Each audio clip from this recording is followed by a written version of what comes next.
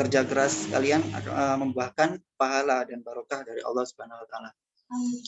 Yang selanjutnya, kami juga menyadari bahwa dalam keberlangsungan acara ini masih banyak sekali kekurangan dalam penyelenggaraan ini, baik dari penyambutan sampai dari penyajian fasilitas. Kami selaku mewakili segenap kru yang bertugas mengucapkan mohon maaf yang sebesar-besarnya atas kekurangan tersebut, dan diharapkan peserta dapat mengambil manfaat yang sangat besar dari acara ini.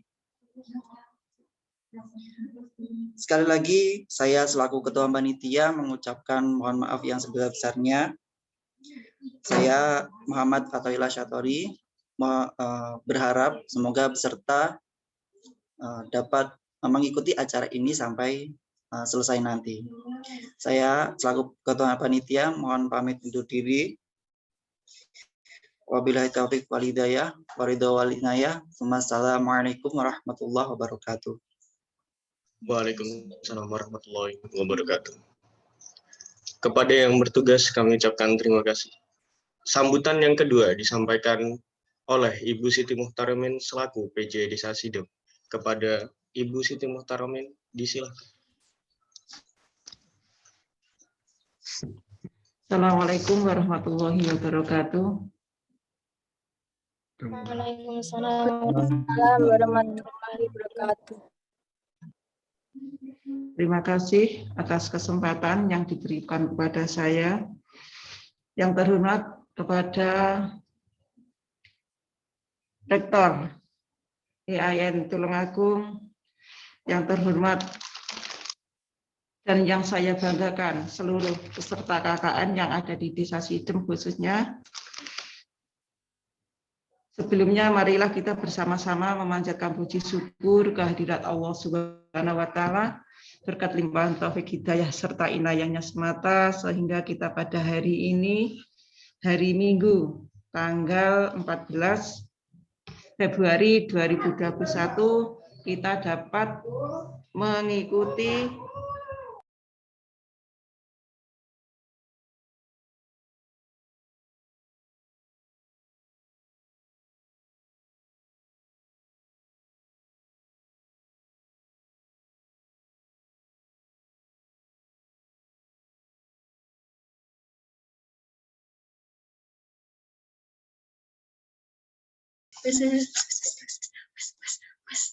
Mukanya nggak enak.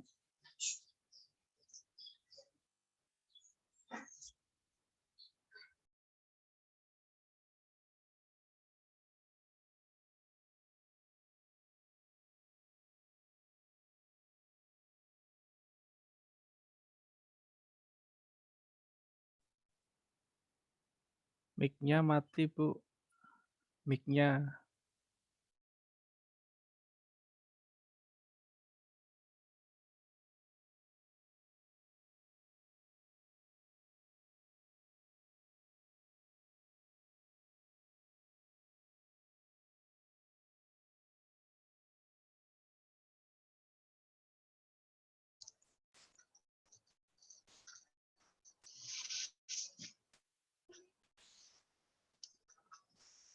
Mohon maaf, mic-nya.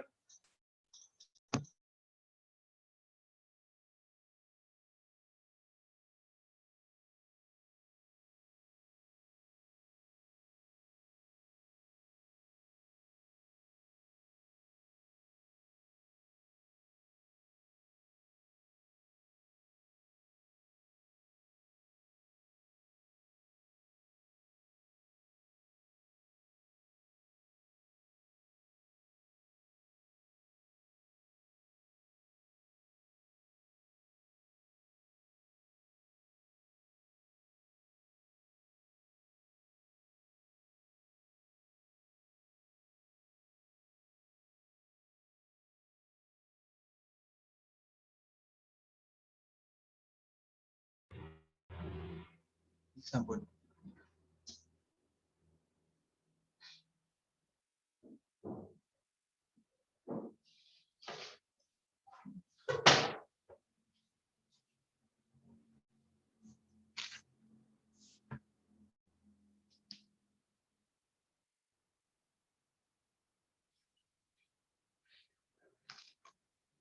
Ya, maaf, mati mic-nya.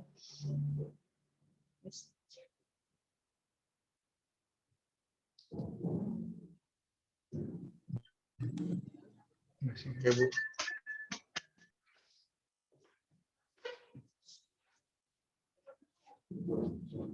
Demikian yang bisa saya sampaikan buat adik-adik. Semoga acara pada hari ini berjalan lancar dan bermanfaat bagi adik-adik khususnya, juga pada masyarakat pada umumnya. Ada kurang lebihnya saya menyampaikan. Mohon maaf yang sebesar-besarnya. Wabillahi taufiq wal hidayah. Wassalamualaikum warahmatullahi wabarakatuh. Waalaikumsalam warahmatullahi wabarakatuh.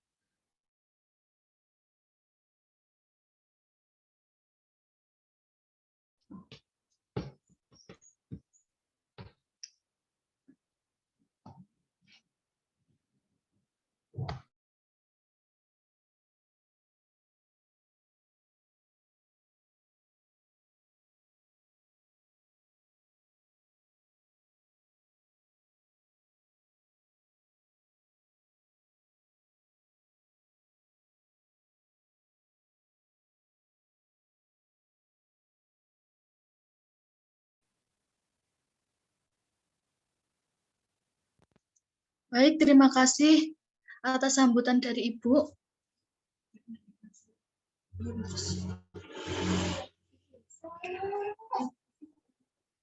Sebentar, Bu.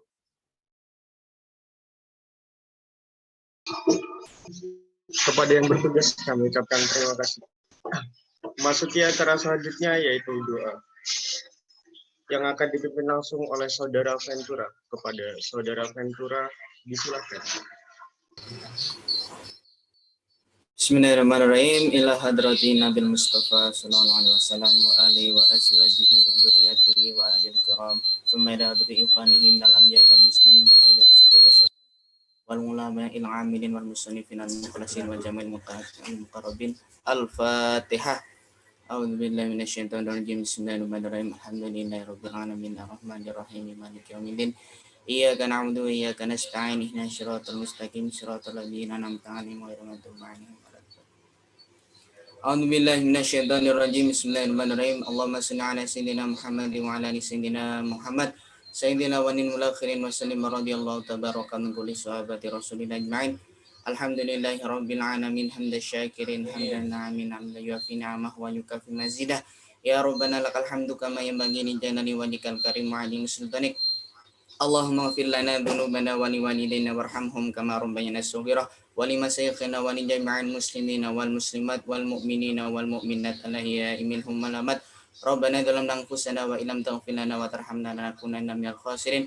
Allahumma ij'alna wa auladina wa dzurriyyatina wa azwajina wa ahlana min ahlil ilmi wa ahlil khair wa ahlil ibadah wa ahli sa'adah wa ahlil jannah wa ahlil Qur'an wa ahlil Qur'an bihalaqil Qur'an bihufadil Qur'an. Rabbana lana min azwajina wa dzurriyyatina qurrata a'yun waj'alna lil muttaqina ma. Allahumma barikna fi rizqina wa barikna fi umrina wa barikna fi ilmina. Allahumma najjina minan nar wa bina minas sunin. Allahumma nas'aluka ridhaka wal jannah wa na'udzubika min sakhatika wan nar. Rabbana atina fid dunya hasanah wa fil akhirati hasanah wa qina adzabannar. Wassallallahu ala sayyidina Muhammadin nabiyil ummi wa alihi wasallam. Subhana rabbika rabbil izzati amma yasifun wa salamun alal mursalin walhamdulillahi rabbil alamin. Al-Fatihah.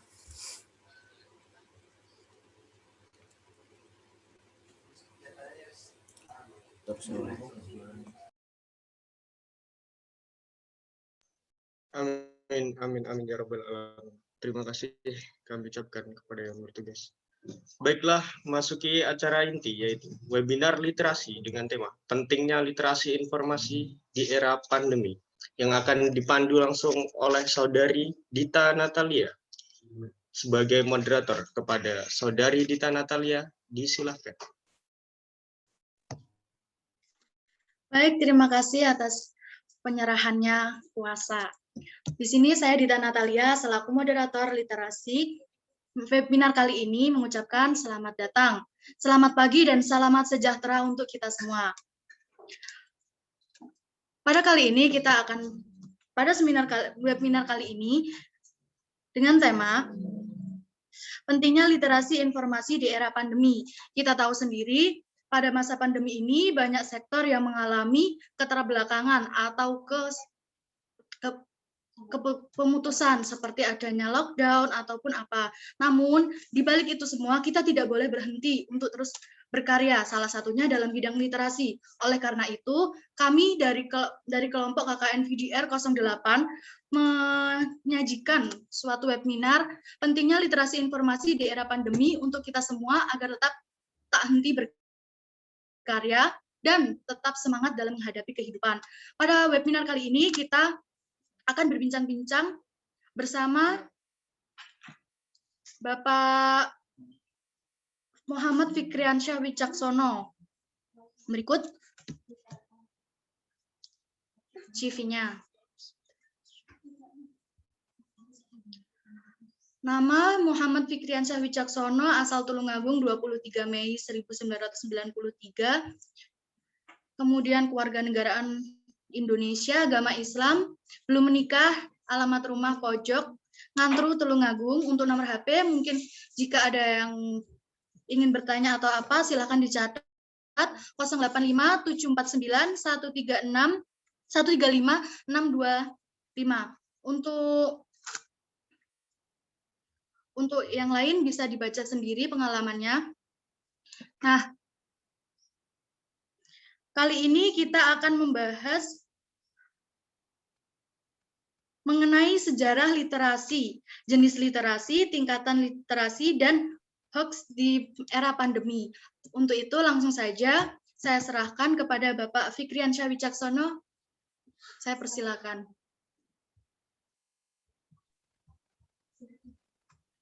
Tes. Apakah suara saya terdengar? Jelas, Pak. Terdengar. Jelas ya. Oke, Assalamualaikum warahmatullahi wabarakatuh. Waalaikumsalam warahmatullahi wabarakatuh. Salam sejahtera untuk kita semua. Namo Buddhaya, Om Swastiastu. Yang saya hormati Profesor Dr. Maftuhin MAG selaku Rektor IAIN Tulungagung. Yang saya hormati pula Ibu Siti Muhtaromin selaku perwakilan dari Desa Sidem. Yang saya cintai seluruh peserta KKN VDR kelompok 08 serta seluruh peserta webinar pada pagi hari ini. Pertama-tama marilah kita semua mengucapkan rasa syukur kita kepada Allah Subhanahu wa taala karena kita masih diberikan kesehatan, diberikan kekuatan, diberikan waktu untuk mensyukuri nikmat ini. Salah satunya adalah dengan mengikuti webinar. Karena banyak dari saudara kita yang kali ini, hari ini, detik ini itu masih terkena musibah, baik banjir, ya, tanah longsor, ya, atau terkena COVID, ya, terkena COVID, terutama di era COVID seperti ini. Saya mohon izin Ibu Muhtaromin, ya, walaupun sebenarnya saya itu DPL-nya Bu, nggih. Perkenalkan nama saya Fikri. Sebenarnya saya DPL-nya karena konsep KKN tahun ini itu adalah VDR, yaitu virtual dari rumah. Jadi pesan dari Bapak Rektor bahwa kalau KKN VDR itu seminimal mungkin mahasiswa untuk berkegiatan langsung di desa. Dan saya mohon maaf juga kalau belum bisa bersilaturahim ke Desa Sidem nggih. Ngapunten kathah Bu nggih. Kemudian hari ini sebenarnya topiknya cukup menarik ya. Cukup menarik karena kita akan membahas tentang literasi informasi di era pandemi. Kenapa kok literasi informasi, bukan literasi kesehatan, bukan literasi digital, bukan literasi dan lainnya ya. Kita akan mencoba untuk mempelajari tentang literasi informasi. Saya izin untuk share screen ya.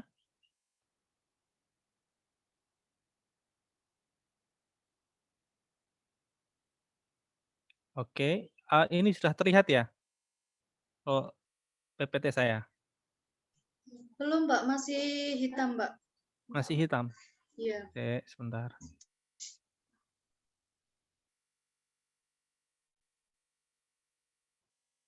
Sudah? Sudah ya? Mbak. Oke. Jadi dulu sejarah literasi itu kalau saya baca dari beberapa literatur itu kalau di Indonesia sendiri itu sudah mulai dicanangkan itu ketika awal-awal proklamasi ya, tahun 17 Agustus 45. Karena waktu itu 95 penduduk Indonesia itu masih buta huruf ya. Maka waktu itu akan dibuat gerakan yang namanya Gerakan Nasional Pemberantasan Buta Huruf atau PBH ya, yang tujuannya adalah agar masyarakat itu menjadi melek huruf ya. Konsep pertama literasi itu seperti itu. Masyarakat melek huruf ya. Kemudian karena gerakan ini itu dirasa cukup efektif pada tahun itu, kemudian PBB itu membuat sebuah buku yang ditulis oleh Paul G. Zurkowski ya. Itu adalah presiden The International Industry Association ya. Itu menulis buku yang namanya The National Commission of Library and Information Science ya. Beliau menggunakan istilah ini untuk menggambarkan keterampilan dan teknik yang dimiliki seseorang yang literate informasi untuk memanfaatkan sejumlah sumber utama dalam membuat solusi mereka. Jadi kalau kita sebenarnya kata-kata literasi ya, literasi itu kan akhir-akhir tahun ini kan booming sekali ya, booming. Mulai dari guru SD ya, SMA atau dosen-dosen lainnya itu seringkali mengajak kita itu harus literasi. Nah, sebenarnya konsep literasi itu sudah ada sejak zaman dahulu. Tidak hanya tidak hanya akhir-akhir ini saja, ya. Sudah ada sejak zaman dahulu. Tapi konsen konsen, zaman dahulu itu hanya berfokus pada bagaimana masyarakat itu melek huruf, ya. Kalistung istilahnya itu kalistung, membaca, menulis, dan berhitung, ya. Oke, kemudian literasi itu apa sih ya? Literasi itu istilah yang dapat dipakai untuk, mmm, menyebut ya, dan menekankan pada kemampuan membaca, menulis, dan berhitung. Ya, tadi saya bilang kalistung. Kenapa kok kalistung? Ya, kenapa kok yang 3 hal ini yang titik beratkan di 3 hal ini? Karena waktu zaman dahulu, ya, itu masih banyak sekali orang yang tidak bisa membaca, tidak bisa menulis, dan berhitung, ya. Maka konsep dasar literasi itu ya tujuannya hanya untuk ini dulu seperti itu ya. Maka kalau dulu itu ada orang yang sudah bisa membaca, bisa menulis, bisa berhitung, maka itu bisa disebut bahwa orang itu sudah literate ya, sudah literate. Nah, itu konsep konsep dasarnya. Nah, sekarang sebenarnya literasi itu ada banyak macamnya ya, tidak hanya literasi informasi, ya. Ada yang namanya literasi dasar ya. Literasi dasar tadi itu yang ya Kalistung tadi itu, ya. Literasi untuk membaca, menulis, dan berhitung, itu literasi dasarnya. Kemudian ada literasi lanjutan ya. Literasi lanjutan itu, eee, nanti bisa terkait dengan literasi informasi, kemudian literasi komputer ya, kemudian literasi media, ya, atau literasi kesehatan, boleh saja. Jadi pengembangan-pengembangan dari literasi dasar. Nah, karena kita pada hari ini kita membahas literasi informasi, maka saya akan berbagi sedikit konsep ya dan cara penerapannya literasi informasi seperti apa. Nah, literasi informasi itu apa sih ya? Kalau kita melihat definisi itu, bahwa literasi informasi itu adalah suatu kemampuan untuk mengetahui kapan dan mengapa kita itu memerlukan informasi, kemudian di mana mencarinya, ya, kemudian bagaimana mengevaluasinya, ya, bagaimana menggunakannya, kemudian bagaimana mengkomunikasikannya. Nah, itu tahapan-tahapan literasi informasi, ya. Jadi semisal seperti ini, semisal nih, kalian di sini ada pesertanya ada yang dari luar kelompok nggak, Mbak? Pesertanya dari kelompok apa saja? Ada yang Ada dari Pak, IPNU? banyak. Medan juga ada. Oke. Semisal gini, kita sedang punya masalah nih ya. Kita karena ini mahasiswa, mungkin kita punya tugas untuk membuat makalah tentang kesehatan COVID ya, kesehatan COVID. Kalian dapat tugas dari dosen, disuruh untuk mencari membuat makalah tentang literasi kesehatan. Mungkin kalian akan berpikir, gimana sih cara bikin makalah itu ya? Apalagi tentang literasi kesehatan di era COVID. Nah, kalau kita sudah punya yang kita sudah menjadi seorang yang literate, maka kita akan tahu tahapan-tahapannya, ya. Kapan itu dibutuhkan. Semisal kapannya, oh ini dikumpulkan minggu depan, berarti 1 minggu itu kita harus persiapan, ya. Kemudian kira-kira aku tuh mau, bisa mendapatkan literatur tentang literasi kesehatan tuh di mana sih? Oh, aku harus pergi ke apa, ke ke perpustakaan, mencari literatur, mencari artikel tentang kesehatan, ya, itu pertama. Atau nggak perlu ke perpustakaan, aku harus mencari jurnal-jurnal berkaitan dengan kesehatan.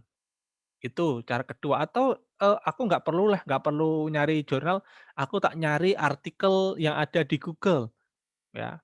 Itu tahapannya mencari, bagaimana cara mencarinya. Kemudian, setelah itu baru kita bisa mengevaluasi. Oh, dari 3 pilihan tadi yang dari dari perpustakaan, dari jurnal, ataupun dari internet, kira-kira yang mana sih yang paling bisa dipercaya? Oh, aku yang paling bisa dipercaya kayaknya yang jurnal deh, atau yang kayaknya yang dari perpustakaan deh. Oh ya sudah, berarti yang dari internet nggak usah dipilih dulu, ya. Nggak usah dipilih dulu, nanti itu, ya. Kita merujuk pada perpustakaan dan dari e-jurnal tadi, ya. Kemudian menggunakan, ya baru dari sumber yang sudah kita pilih, yang sudah kita seleksi, kita gunakan. Kita gunakan untuk membuat makalah tentang literasi kesehatan. Baru setelah itu makalah jadi, kalian baru mengumpulkan kepada dosennya. Nah, tahapan-tahapan seperti itu namanya literasi informasi, ya.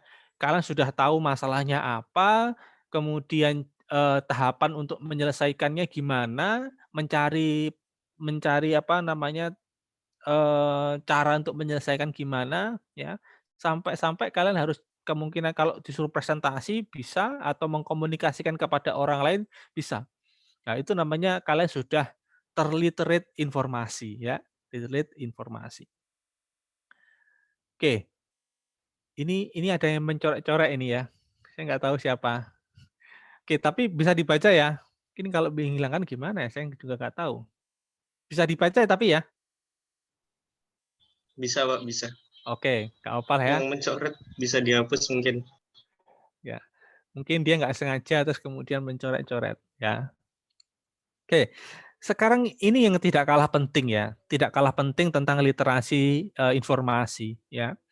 Jadi literasi informasi itu ada tingkatannya ya, jangan salah ada tingkatannya. Mulai level dasar sampai level tertinggi ya. Level dasar paling bawah itu namanya literasi literasi for happy, literasi untuk kesenangan ya. Contohnya apa? Contohnya kalian aku kok lagi suntuk ya, enaknya aku kalau YouTube-an nyari apa gitu ya. Oh, aku nyari kartun Doraemon ya, atau nyari kartun tentang Shinchan ya. Karena kita sudah tahu, oh kalau aku butuh hal-hal yang bisa menyenangkan, aku akan memutar lagu ini atau memutar video ini ya, atau bermain ini dan itu ya. Karena itu literasi untuk untuk senang-senang saja ya. Semisal nih, Mas Lutfi Samudro itu kesenangannya apa, Mas? Mas Lutfi? Atau Mbak Dita? Mbak Dita senangnya apa, Mbak Dita? Baca, Pak. Kadang baca novel, kadang baca.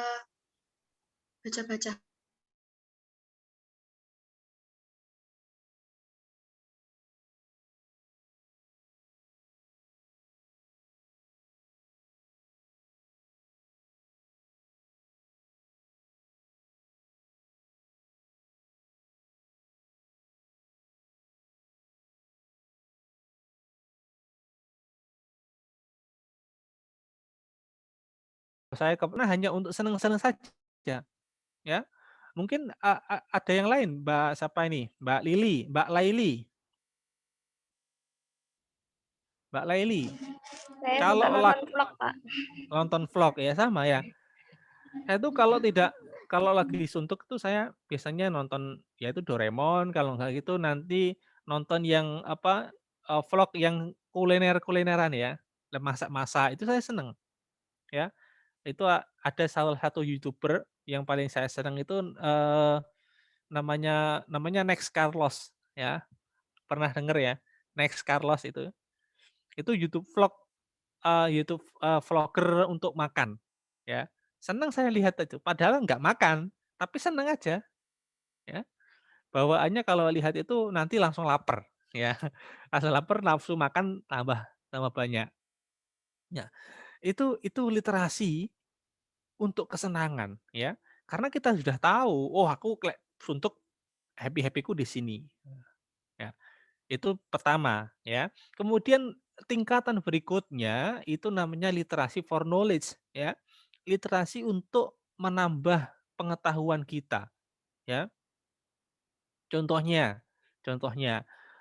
aku itu lagi ada project untuk bikin apa ya istilahnya? Bikin artikel ya, tugas artikel tentang moderasi beragama ya. Karena ini sifatnya artikel, maka aku harus bisa merujuk ke sumber-sumber yang dapat dipercaya. Contoh sumber yang dapat dipercaya, oh mungkin dari buku, mungkin dari artikel jurnal, mungkin dari dari orang yang memiliki background tentang moderasi beragama, ya. Itu bisa dijadikan untuk menambah pengetahuan, ya. Itu namanya literasi knowledge, ya, literasi for knowledge. Semisal, kalau saya, karena saya tuh senang banget bikin artikel, ya, saya tuh biasanya mengajak mahasiswa saya tuh dosen ilmu perpustakaan, saya biasanya mengajak mahasiswa saya untuk mengkaji sebuah hal, ya. Salah satunya begini, kalian pernah foto di depan gedung perpustakaan baru nggak?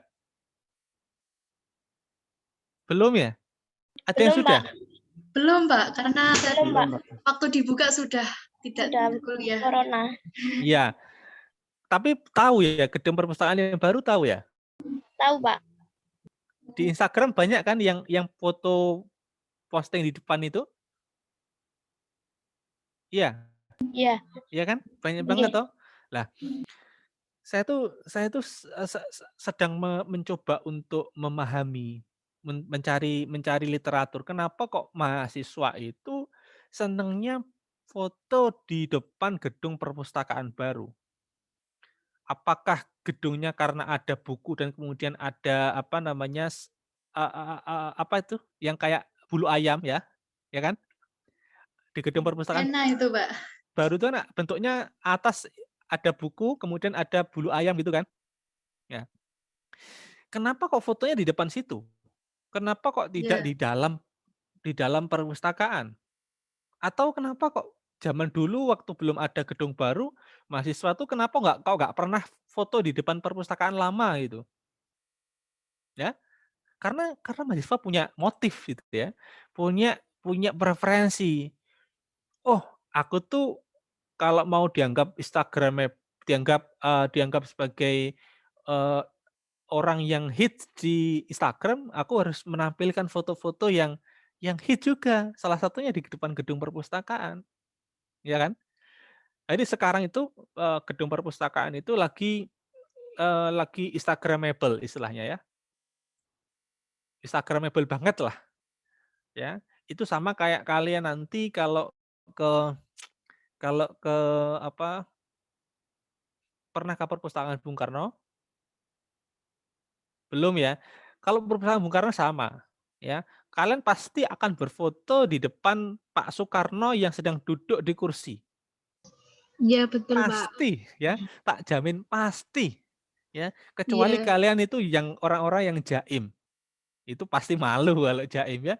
Tapi kalau kalian orang-orang yang bebas, yang ya slow, yang santai ya, apalagi yang sukanya foto, pasti foto di situ, di depan Pak Karno yang sedang duduk di kursi, ya. Karena itu salah satu yang instagramable, ya. Nah, itu tingkatan literasi knowledge itu seperti itu. Kami mengajak mahasiswa untuk mencari literatur. Sejauh mana sih perkembangan, eee, makna, orang yang sukanya foto di depan perpustakaan-perpustakaan yang estetik, memiliki nilai estetik, ya. Kalau kalian pernah pernah belum pernah lihat ya, di UI itu, di Universitas Indonesia, itu perpustakaannya bentuknya piramida, ya. Di depan itu ada taman kayak taman lapangan tapi modelnya selurutan itu, banyak, mahasiswa yang foto di situ juga, ya. Saya nggak tahu kalau di luar bidang saya itu apa ya, yang menarik itu ya. Tapi kalau literasi knowledge for knowledge itu adalah bagaimana, kemampuan kita itu untuk mencari sumber-sumber yang terpercaya untuk meningkatkan keilmuan kita, pengetahuan kita. Eee, di sini ada yang judulnya yang judulnya ada yang dari jurusan apa ya, semisal PAI siapa? Nggak ada ya? Saya, Pak. Ya. Pak. Saya. Nah, semisal dari jurusan PAI, Pendidikan Agama Islam. Kalau kalau untuk literasi knowledge for knowledge ya, literasi untuk pengetahuan, kalian mungkin akan mencari, bagaimana sih metode pengajaran, tentang untuk pengajaran agama yang paling terbaru tuh seperti apa gitu ya. Apalagi di masa pandemi seperti ini ya, kalian akan pilih media apa ya. Apakah cukup dengan, webinar, apakah cukup dengan Zoom meeting ya, atau Google Meet, atau pakai cara lain ya, itu semisal seperti itu. Itu tingkatan kedua ya. Tingkatan yang terakhir, yang paling tinggi ya, itu adalah literasi for wisdom ya. Literasi for wisdom itu literasi kemampuan kita yang tujuannya adalah membuat kita itu lebih bijak. Bijak di dalam berpikir, bijak di dalam berkata, bijak di dalam berperilaku, ya. Ini penting. Karena begini, kalau kita itu tidak mengetahui segala hal, karena kita tidak mengetahui segala hal, maka kita tidak akan bisa untuk menjadi bijak, ya. Contoh nih, contoh. Ada orang yang semisal di jalan raya lampunya sedang sedang merah itu ya, sedang merah, lampu merah di jalan raya. Kemudian kalian itu melihat ada satu orang yang kalau dia padahal belum hijau, masih kuning akan ke hijau. Itu kebanyakan orang itu kan akan langsung jalan toh, ya kan? Padahal belum hijau, masih kuning, ya. Kalau kita berpikir yang sempit, mbok yo nunggu hijau dahulu gitu ya. Itu sebenarnya ya kalau saya itu ya terserah mereka. Ya toh itu adalah apa namanya? Kehidupan mereka, kemudian mereka pasti punya alasan tersendiri kenapa kok belum hijau kok sudah jalan, ya. Dan pasti mereka punya apa namanya? Alasan tadi itu, ya, alasan tadi itu. Kalau saya tuh di sini ada rumahnya ngantru, nggak ada ya. Lah, kalau saya dari rumah pergi ke kampus itu di pertigaan Ngujang, ya. Itu seringkali karena itu pertigaan itu eh, lampu hijau itu kadang tidak karena jalannya lurus ya, karena jalan lurus, kadang lampu hijau itu tidak karena lampu hijau itu tidak mengikuti Eee, orang yang dari seberang, ya. Ketika lampu merah, ya, ketika lampu merah banyak orang yang nerobos, ya, banyak orang yang nerobos. Padahal tahu-tahu itu sedang lampu merah, ya. Kalau saya ngelihat orang yang nerobos itu, ya saya biarkan. Yang penting saya ketika lampu merah diam, berhenti. Karena saya tahu lampu merah itu ya suruh berhenti, ya. Kalau hijau baru disuruh jalan, ya. Nah, ini yang kadang tuh sulit. Kita tuh merasa sudah paham kita sudah tahu pengetahuannya ya. Kita sudah tahu pengetahuan, oh kalau lampu merah itu berhenti, kalau kuning itu siap-siap, kalau hijau itu baru jalan. Tapi ketika prakteknya, kadang wisdom itu tidak muncul di diri kita. Sudah tahu lampu merah, karena nggak ada orang, nggak ada polisi, tetap jalan. Ya, lampu merah, ya harus berhenti. Ya, ya berhenti. Contoh kecil lah, contoh kecil. Kalian nemuin batu ya di tengah jalan, batunya besar. Kalau itu batu sampai nggak dipinggirkan, itu akan bisa mencelakai orang. Ya, kalau kalau kalian punya apa namanya sikap bijak, wisdom yang tinggi, kalian akan berhenti ketika di jalan, kemudian meminggirkan batu-batu itu. Ya, jadi seperti itu. Atau ini yang biasanya sering kita lakukan. Ada tanda dilarang, ada P, kemudian dicoret. Itu apa, tandanya apa? Tanda P dicoret, itu tandanya apa? Dilarang parkir, Pak. Dilarang parkir. Parkir, Pak. Ya, tapi kebanyakan orang malah suka parkir di bawah itu. Ya, kebanyakan orang lebih itu ya. Ya mungkin mereka menafsiri bahwa P dicoret itu dilarang parkir di bawahnya, bukan di sampingnya ya. Lah, ya kadang tuh kita seperti itu, ya. Kadang tuh seperti itu. Itu contoh kecil saja. Karena begini, literasi for wisdom itu akan muncul ketika kita sudah matang pada literasi for knowledge-nya. Ya. Nah, literasi for wisdom itu akan muncul dengan sendirinya kalau kita sudah matang pada pengetahuan tentang itu.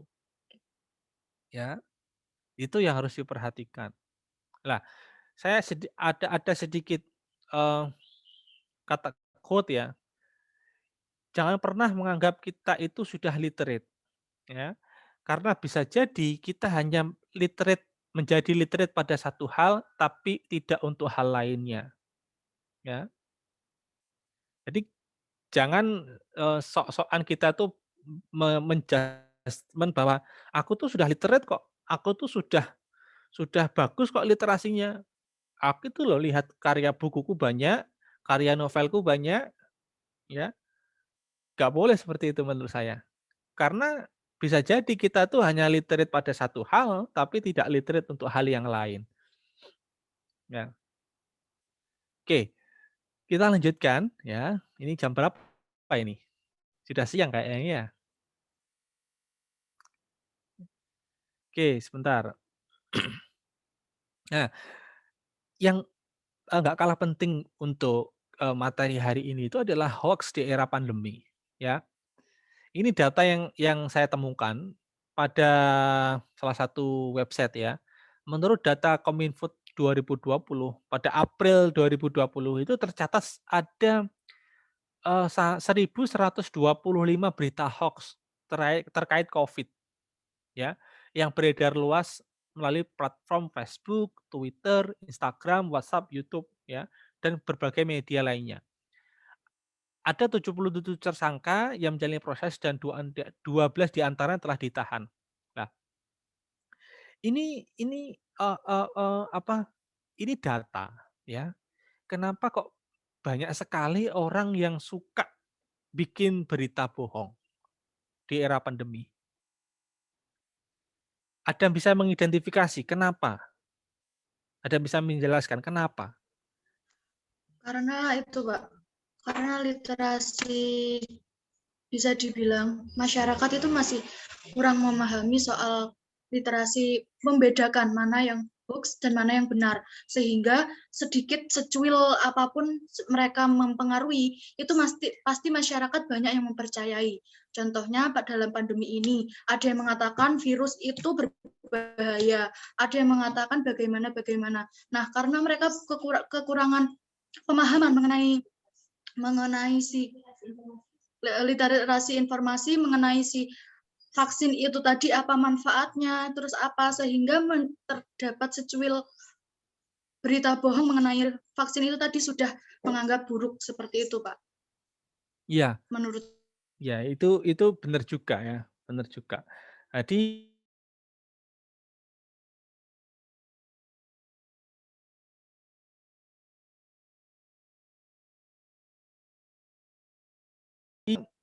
tadi ada tingkatan tadi itu ya. Literasi for happy, literasi for knowledge, dan literasi for wisdom. Mereka mungkin masih pada tataran literasi for happy, hanya untuk kesenangan saja. Maka ketika kesenangan itu mereka dengan sengaja ciptakan, ya hasilnya seperti itu. Karena mereka tidak pada tataran literasi for knowledge tadi, ya. Orang tuh ya kalau kita sudah tahu ya, atau kita sudah masuk pada tataran literasi for knowledge tadi, orang kalau mau nulis apapun itu kan ngecek, recheck dan recheck ya. Mengecek di buku, mengecek di platform lainnya. Jadi baru mereka akan menulis. Tapi kalau mereka itu tatarannya hanya sekadar literasi for happy ya, maka mereka hanya sebelum bikin apapun hanya tujuannya hanya untuk senang-senang gitu, ya. Senang yang penting banyak like, banyak komen, banyak share, atau yang penting, status WA aku banyak yang dilihat, banyak yang melihat, ya. Saya nanti akan menunjukkan banyak sekali ya hoax-hoax itu ya, yang sengaja mereka ciptakan. Dan sebenarnya bukan bukan, bukan tujuannya tidak untuk membuat gaduh, tapi mereka tuh hanya membikin itu karena kemampuan literasi mereka yang hanya untuk senang-senang tadi, ya. Ini berbeda jika kita sudah punya dasar literate for knowledge. Kalau mau bikin apa, oh tak cek dulu lah daripada nanti salah. Oh, aku mau bikin status tentang ini, oh tak cek dulu salah gitu ya. Kalau saya tuh mau menulis apapun di medsos itu mikir-mikir dulu. Jangan-jangan salah ya. Jangan-jangan ini hoax ya. Saya tuh lebih mending kalau share-share seperti itu share-share tentang sepak bola. Kalau sepak bola nggak mungkin ada yang hoax ya. Jadi seperti itu. Nah, eh, saya akan menunjukkan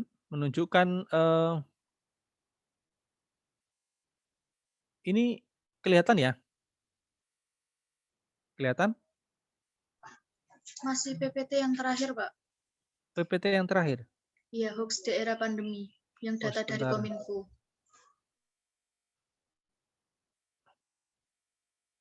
Oke, sebentar ya.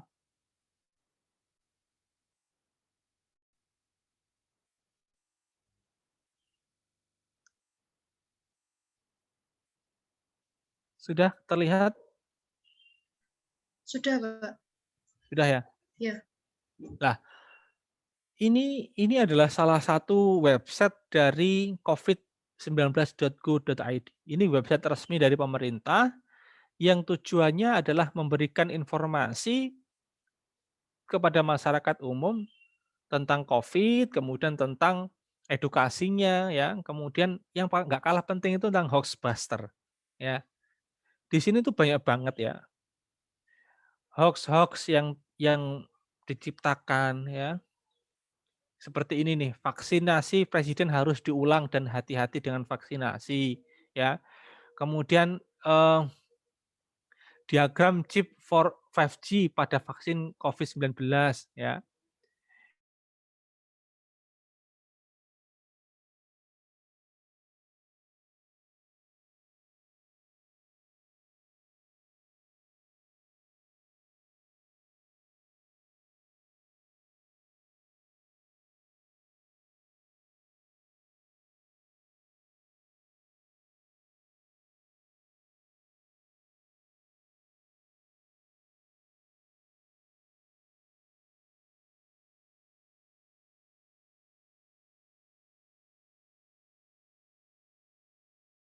Kita lihat lihat lain, coba.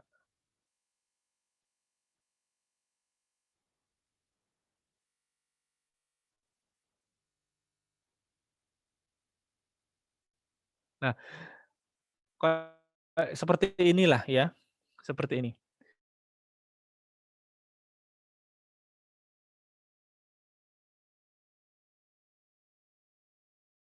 Ya. Pernah pakai gelang ini nggak kalian? Iya, gelang ini tuh dulu sempat booming ya. Gelang ini dulu sempat booming.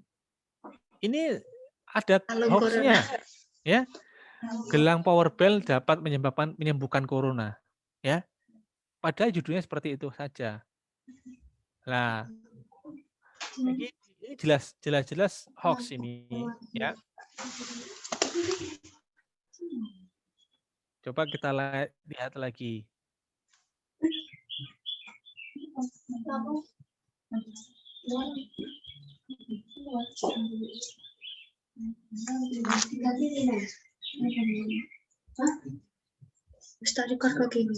Kayak gini, ya. Coba ini. Ya. Video pemakaman Syekh Ali Jabir, ya. Ini tuh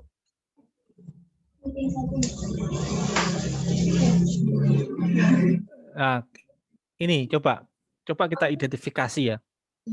Sekarang orang-orang baik mulai hilang. Kita takut nanti yang menyesatkan banyak di muka bumi ini. Husnul khotimah Syekh, we love you.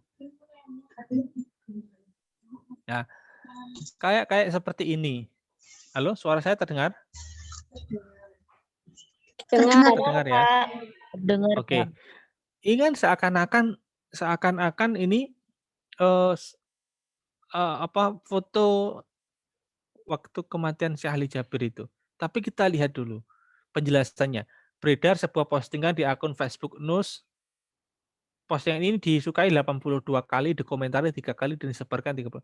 Setelah melakukan penelusuran tersebut adalah suasana, nah ini kan, itu adalah suasana pelayat pada pemakaman Habib Hasan Assegaf Pasuruan tahun 27 Desember 2020. Ya, bukan Syekh Ali Jabir gitu. Ya. Nah, ini fotonya sama, tapi narasinya berbeda. Narasi berbeda. Ya. Hoax itu seperti itu. Kenapa kok banyak hoax sekali di pandemi seperti ini? Karena ya kita kan nggak ngapa-ngapain gitu ya, nggak ada kegiatan yang menyibukkan kita, maka kita itu yang namanya manusia secara otomatis akan mencari kegiatan, ya. Kalau kegiatannya tadi literasi for knowledge, oke. Tapi kalau literasi for happy ya seperti ini hasilnya, ya. Coba kita lihat. Nah, minum air kelapa sebagai penangkal racun usai divaksin. Nah, seperti ini, ya. Nah, karena disuntik vaksin, dokter di Palembang meninggal. Ya, ini hoax yang memang sengaja ditulis, ya. Jadi seperti itu, ya. Oke, kembali lagi ke materi, biar nggak lama-lama nih, kurang sedikit lagi. Oke, terlihat ya. Oke, bentar. Oke, terus kemudian bagaimana sih cara menangkal berita hoax di era pandemi gitu ya? Yang pertama kita harus baca judulnya, ya. Biasanya bersifat provokatif, ya. Judul itu biasanya bersifat provokatif, ya. Kayak tadi itu, dokter meninggal seusai disuntik vaksin. Itu kan jelas-jelas memprovokasi agar kita nggak mau divaksin, ya kan? Atau gini, kalau kalian, suka grup WA, pernah lihat grup WA, tolong sebarkan ini, sebarkan lagi, ya kan? Ada berita-berita di bawah sendiri itu ada kalimat, "Kalau kalian peduli tentang Islam, silakan sebarkan ke saudara Islam lainnya," gitu kan. Itu jelas-jelas. Karena nggak tahu siapa penulisnya ya, bagaimana background keilmuannya menulis itu, apakah itu benar-benar, apa namanya, informasi yang valid dan tidak, itu. Itu bisa jadi itu adalah berita hoax, ya. Nah, ini biasanya biasanya itu adalah yang menyebarkan itu adalah, orang-orang yang fanatik, terlalu fanatik terhadap sebuah hal. Maka mereka ya ikut-ikut aja. Atau mereka tidak punya kemampuan literasi yang bagus, akhirnya mereka kalau disuruh menyebarkan, ya sebarkan saja, tanpa memperhatikan hal yang lainnya, ya. Kemudian, periksa fakta dan informasinya, ya. Kalau kalian, tadi semisal menerima informasi dari WA gitu ya, coba cek dulu, cek di Google itu, apapun itu. Kalian dapat foto, cek aja di Google, ya. Beritanya benar atau enggak, ya. Langsung ketemu kok. Saya pernah ngecek beberapa kali, saya pernah dapat video yang ada salah satu orang yang di video itu setelah disuntik, orang itu kejang-kejang. Orang itu kejang-kejang kemudian kayak pingsan gitu. Dengan narasi-narasi, oh orang ini sedang disuntik vaksin kemudian, orang ini langsung, pingsan. Narasinya seperti itu. Tapi ketika dicek, oh itu adalah orang yang ternyata dia tuh takut terhadap suntik, nggak pernah suntik, ya. Kan beda narasi, beda beda isi itu, ya.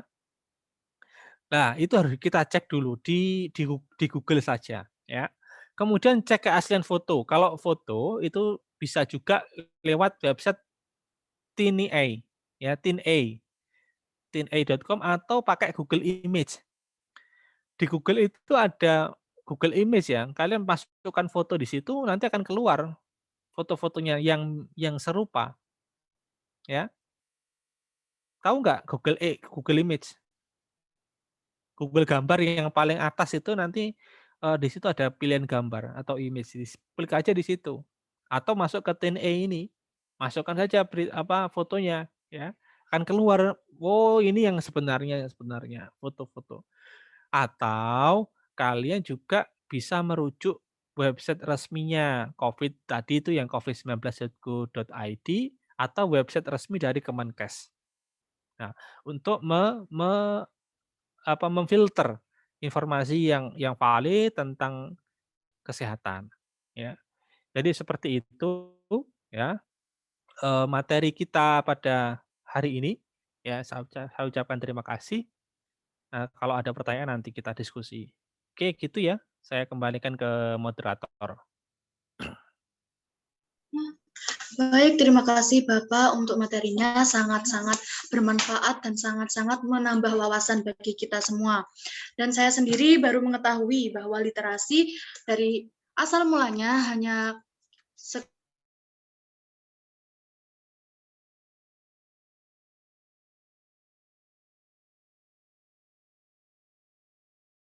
literasi itu ada tingkatannya, yang 3 tadi. Yang pertama, literasi for happy, yang kedua literasi for knowledge, yang ketiga literasi for wisdom.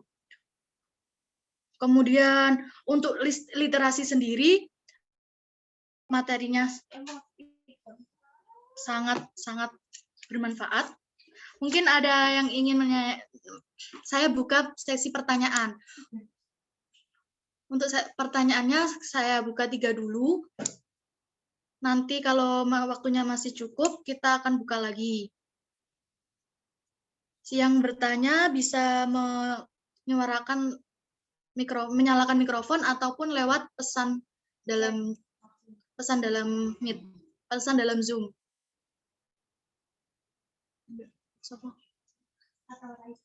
Atau raise hand bisa. Siapa yang ingin bertanya? Ini kebiasaan mahasiswa ini. Ketika bertanya, disuruh bertanya, pada diem.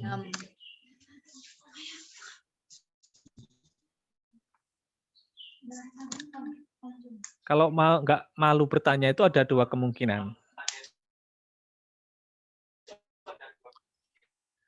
Yang pertama, dia paham.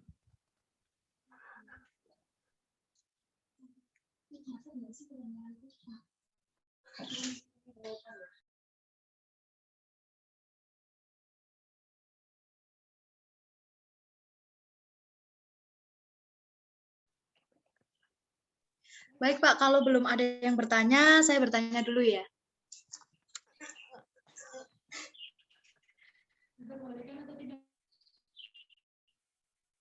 Diperbolehkan atau tidak, Pak?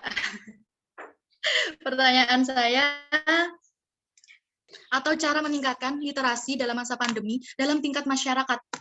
Karena kan kebanyakan dalam masyarakat desa masih ada yang hanya sedikit yang memahami tentang pentingnya literasi.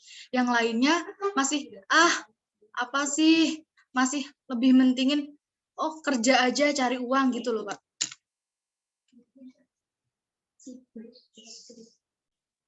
Ya, itu sebenarnya benar juga ya, itu refleksi dari kehidupan. Bicara tentang konsep dan teori, mereka akan menyepelekan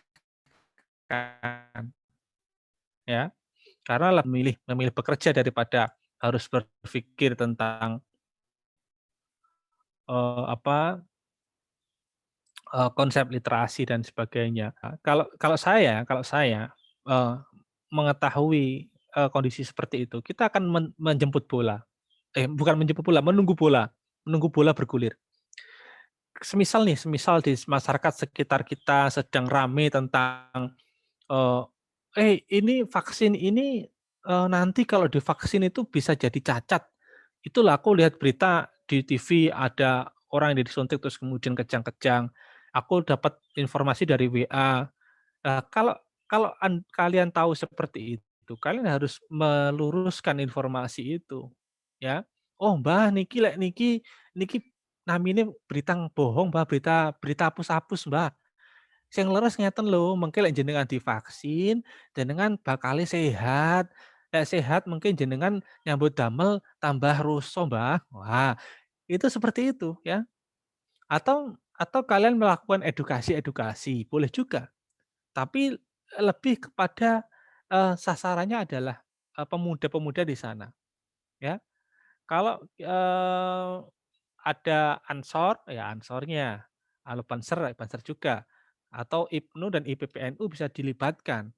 Nah, ketika kalian mengedukasi tingkatan pemuda di sana, diharapkan dari perwakilan pemuda itu akan membantu menyebarkan literasi di keluarganya, ya.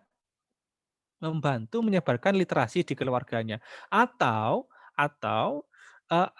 orang-orang itu, pemuda-pemuda itu akan menjadi orang pertama yang mengingatkan kepada keluarganya dan orang sekitar kalau ada berita bohong yang sedang mereka terima, ya.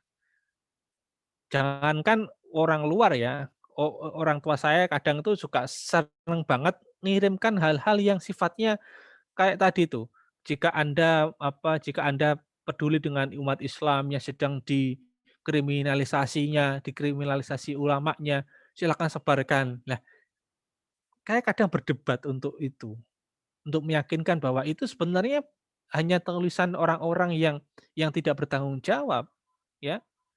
Nah, itu yang susah. Makanya saya berharap dari 49 orang yang hadir ini di acara ini, itu akan menjadi generasi literasi informasi di keluarganya masing-masing. Ya, gitu ya, Mbak Dita.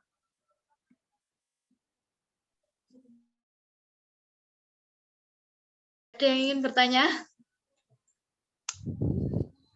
Saya. Ya, Mbak Laili. Begini Pak, menurut Bapak, apakah orang yang mempunyai literasi yang hanya suka-suka kayak bikin status, kayak bikin fotos kayak gitu, apakah bisa apakah bisa memiliki Itu sudah punya basic literasi yang bagus ya.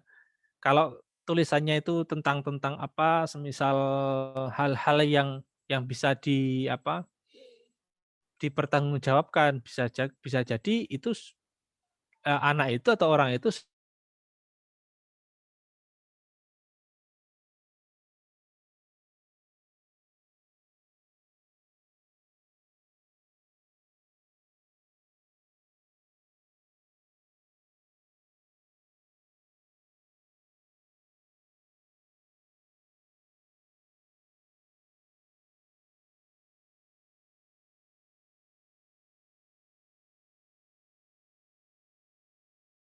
ya. Misal, kan tahu ya status alay itu, dia akan menuliskan apa yang sedang dirasakan hatinya. Misal hatinya, "Ya Allah, koncoku ini," ditulis di status. "Ya Allah, andai andai dia menjadi milikku," tulis status lagi. "Ya Allah, andai saja dia bukan miliknya," status lagi. "Ya Allah, andai saja, dia dan aku akan menjadi miliknya." Nah, seperti itu kan alay gitu ya. Itu kalau nggak bisa, itu kalau nanti jadi novel dari buku nggak bisa. Gitu. Tapi kan ada Pak teman saya yang biasanya ikut kayak lomba cipta puisi, terus cerita pendek kayak gitu kan biasanya ikut. Tapi kan dia nggak punya wadah untuk mengembangkan bakat dalam dirinya itu tadi, Pak. Ya, Gimana? berarti dia harus mencari komunitas yang sejalan dengan itu, ya. Misal komunitas menulis novel, ada, seperti itu ada. Tinggal mereka ya harus mencari-cari saja, ya. Saya punya salah satu mahasiswa, dia itu sangat aktif banget menulis, ya. Dia pernah menerbitkan novel, ya. Saya juga nggak tahu dia tuh punya kenalan dari mana, punya komunitas apa, sampai-sampai dia bisa menerbitkan novel.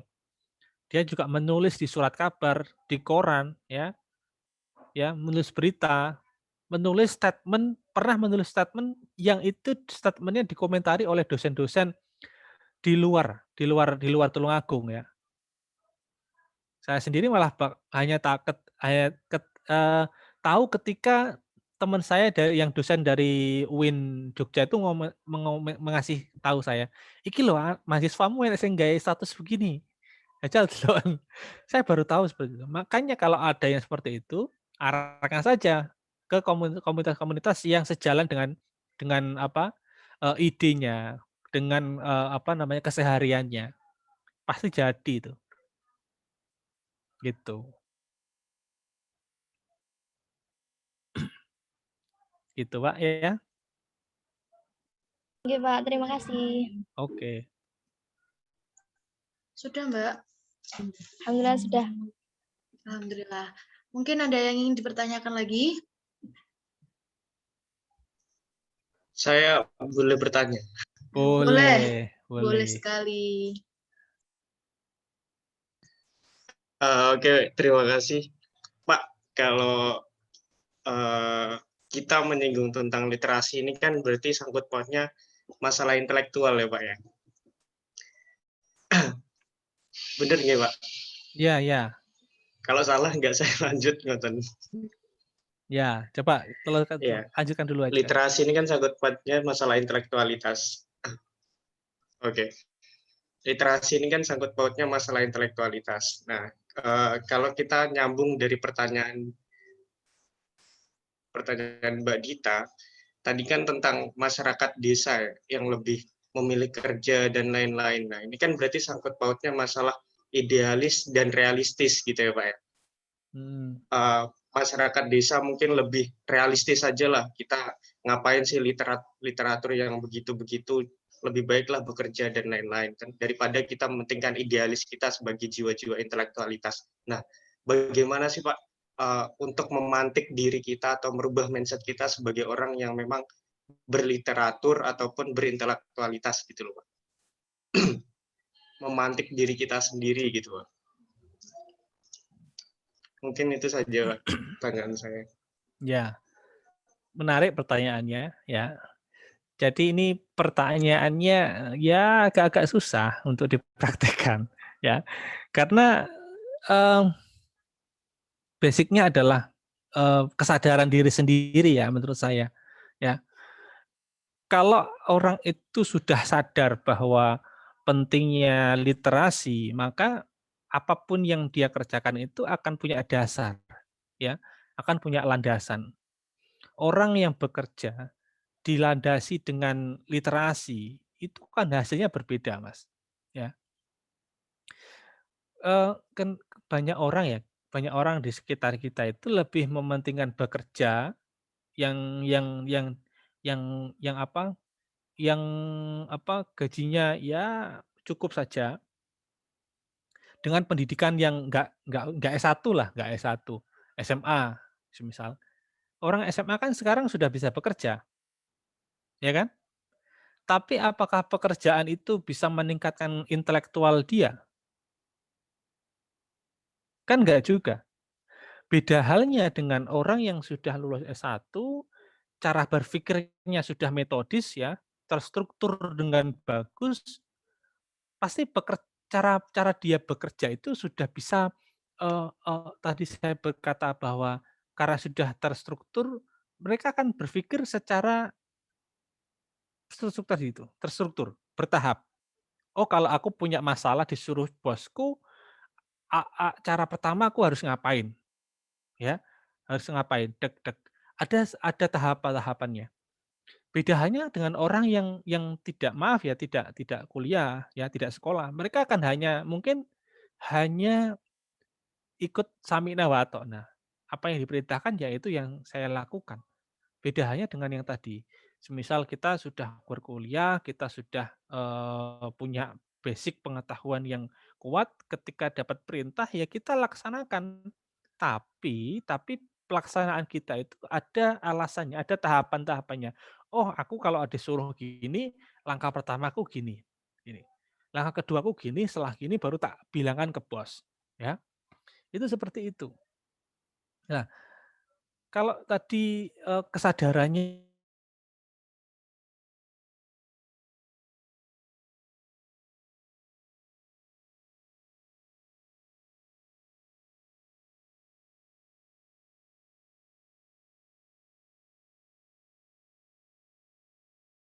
Yang susah itu cara berpikirnya. Orang orang kalau kuliah itu harapannya hanya satu. Kita tuh bisa melihat sebuah masalah itu dari berbagai sudut pandang, ya.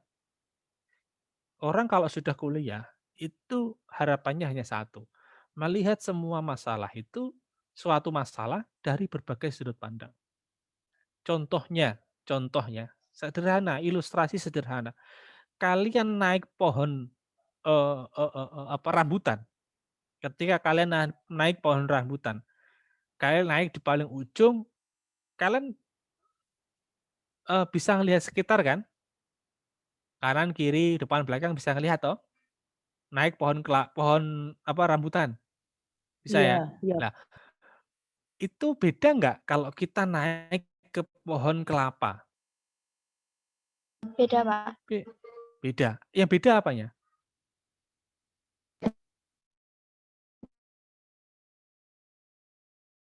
Tingginya Heeh, selain tingginya? Cara pandangnya.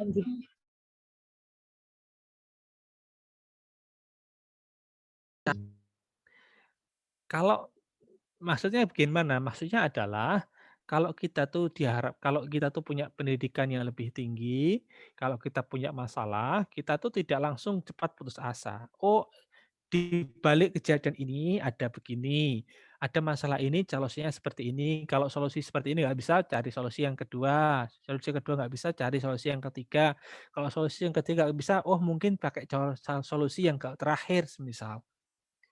Jadi seperti itu, ya. Tetangga saya tadi yang saya ceritakan bahwa dia itu, "Pak, kalau saya kuliah nanti kerjanya apa?" "Loh, Mas, bukan begitu. Sampai nanti kalau kuliah, ben punya ilmu yang kalau sama kerja itu dihargai, ya. Kalau sampean itu nanti berkeluarga, bisa membimbing anak sampean, istri sampean," seperti itu. Jadi, ya itu tadi kesadaran diri lah ya, kesadaran diri. Karena kita tidak bisa memaksakan, orang lain juga ya, kita tidak bisa memaksakan orang lain juga, begitu. Oke Pak, berarti kan gini, problemnya kan tentang sebuah penghargaan ya Pak. Kalau semisal ada problem, untuk apa sih kita kuliah kalau misalnya lulusnya ataupun output dari kuliah ini belum jelas, biasanya kan gitu. Iya, Problem-problem dari siswa-siswa SMA yang mau kuliah itu kan biasanya gitu. Buat iya, apa saya kuliah kalau misalnya lulusannya. Nah, mindset yang ada, pandangan ataupun penghargaan di negara kita itu kan hitungannya seperti ini. Influencer ataupun orang yang lebih kaya, orang yang lebih terkenal dalam kerja kerasnya, dia lebih dihargai daripada orang-orang yang berintelektual. Mungkin seperti itu ya Pak ya. iya, memang Berarti benar. itu kan sebuah problem banget di negara kita. Ya Daripada memang, profesor doktor dengan influencer, itu kan lebih dihargai influencer gitu ya. Kayak toh Raffi Ahmad, dia tanpa berpendidikan tinggi bisa berjabat tangan ataupun santai ngobrol santai dengan profesor doktor ya Pak ya. iya, Berarti memang. gimana ya? Kalau kita berbicara tentang literatur ataupun intelektual itu kayak toh nggak guna-guna banget kalau misalnya kita nggak bekerja juga gitu ya Pak. Iya, ya begitu Mas, maksudnya ya keadaan kita di negara kita ya yang sekarang itu seperti itu, ya. Yang namanya dunia kan ya seperti itu. Oh, Iya ada iya Pak. yang dia itu, lulus SD pun tidak, tapi jadi menteri gitu ya. Lulus SMP tapi jadi menteri, kayak Bu Susi. Ya, dibandingkan yang sudah profesor tapi tidak jadi menteri, ada juga, ya.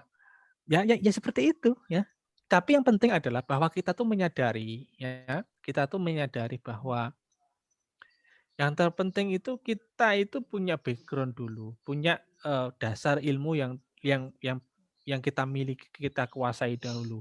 Kalau dengan ilmu yang kita kuasai itu kita bisa mengolah skill-nya, pasti, saya jamin pasti akan ada waktunya dia tuh bisa bisa terkenal.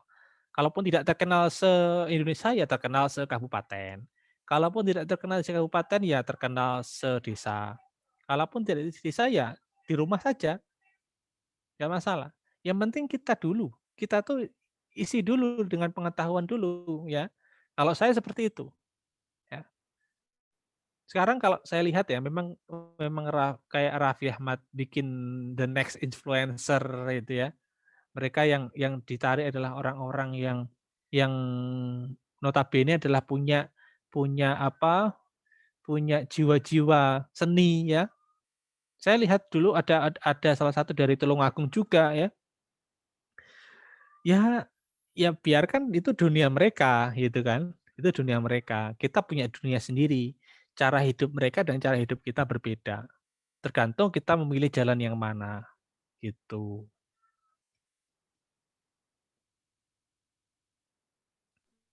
Oke, Pak. Terima kasih. Oke, Mas Lutfi.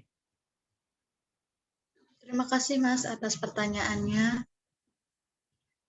Baik, apakah masih ada yang ingin ditanyakan? Untuk peserta?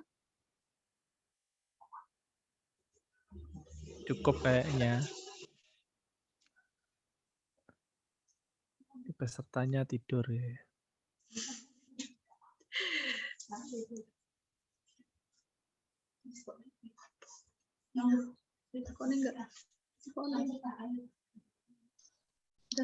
Cukup mungkin. Cukup ya.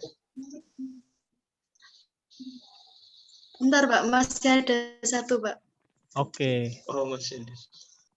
Nah, saya ingin bertanya, ya Pak ya. Mana yang tanya mana nih? Oh iya, bentar. Ya, peteng. Nggak apa-apa, peteng nggak apa-apa.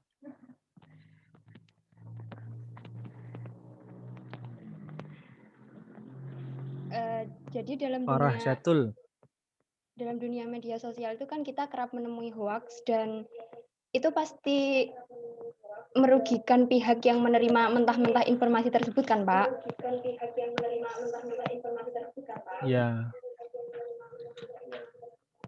Nah, pertanyaannya apakah hoax itu masuk di cybercrime? Dan kalau itu masuk di cybercrime, apa bentuk sanksi dari undang-undang mungkin atau pemerintahnya? Oke. Jelas masuk lah Mbak ya, jelas masuk. Jadi Polri itu sudah ada divisi untuk cybercrime sendiri ya. Ya tugasnya adalah menyisir berita-berita hoax, berita-berita untuk menimbulkan perpecahan ya. Itu ada sendiri. Nah, sanksinya apa? Sanksinya tadi itu penjara ya. Kita sudah punya undang-undang ITE yang menyatakan bahwa saya nggak hafal undang-undangnya, yang jelas bahwa kalau itu tindak pidana ya di penjara.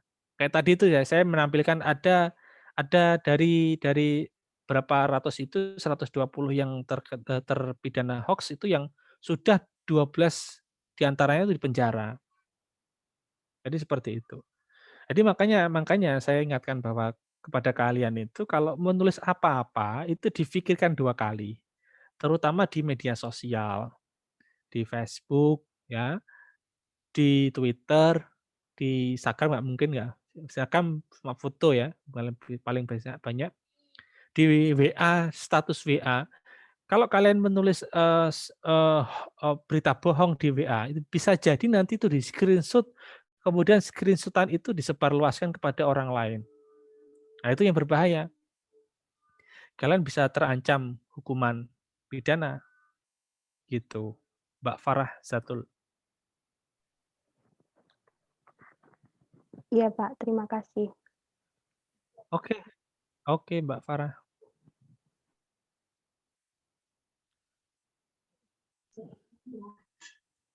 Baik, apakah ada yang ingin ditanyakan?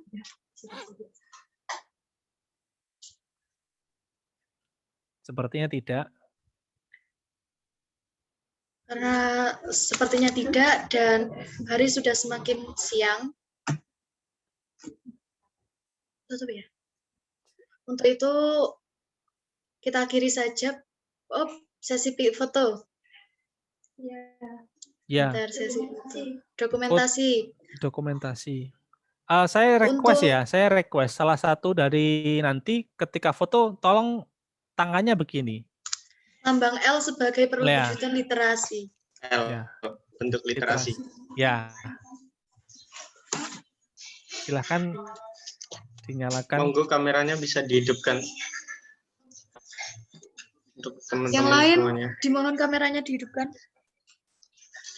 Bulat tidak omonganku.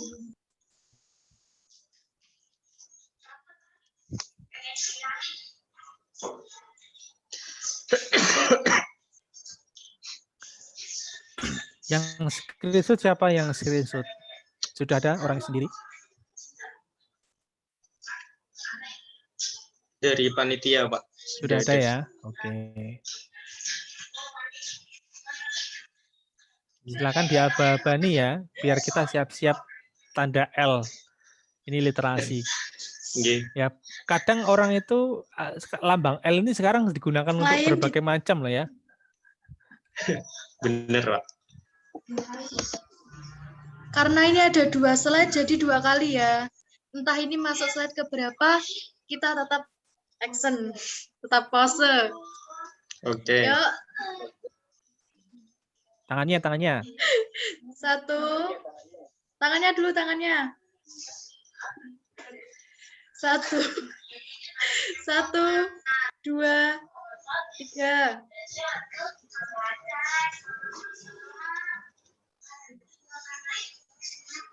Bentar.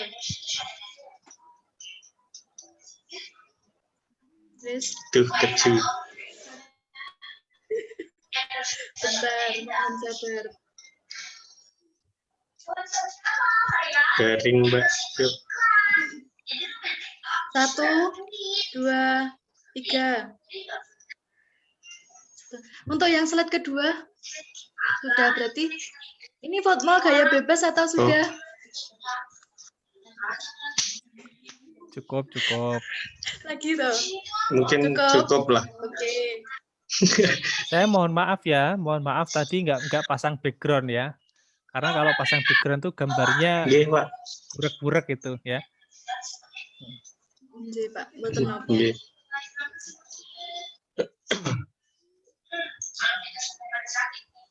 Karena pertemuan kali ini kita sudah selesai, kita akhiri. Saya ucapkan terima kasih untuk semua. Terima kasih sudah dengan senang hati menyediakan waktunya untuk mengikuti webinar kali ini, dan terima kasih pula untuk Bapak Fikriansyah Wicaksono karena telah menyediakan waktunya dan berbagi ilmu yang sangat bermanfaat untuk kita semua. Billahi taufik wal hidayah, wassalati wal inayah. Assalamualaikum warahmatullahi wabarakatuh. Waalaikumsalam warahmatullahi wabarakatuh. Terima kasih ya, terima kasih. Untuk teman-teman peserta, sama-sama. jangan lupa untuk mengisi daftar hadir. Siap, oke siap. Sekarang dipersilakan. Siap.